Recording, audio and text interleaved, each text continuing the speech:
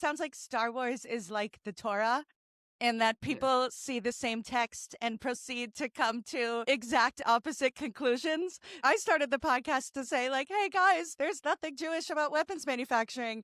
And it sounds like you're fighting against the toxic masculinity of a franchise. So, what does Star Wars mean to you? And how does that contrast to the bros at the conventions? Yeah, exactly.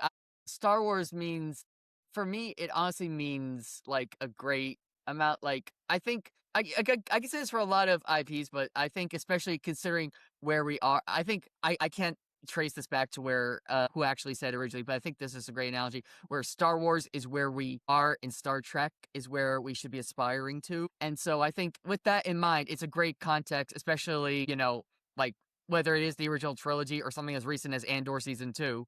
It's, like it can be a great way uh to understand where we are now, especially. And it's very hard, like when you're talking about, the toxic masculinity and all that. And I think there's several factors at play that, and I actually use female characters in my solo show to tell my own story. And because I found their stories more relatable and their emotional arcs much more relatable. And I found that with female characters just in general, like, because female characters usually are allowed to be more emotional than the male characters.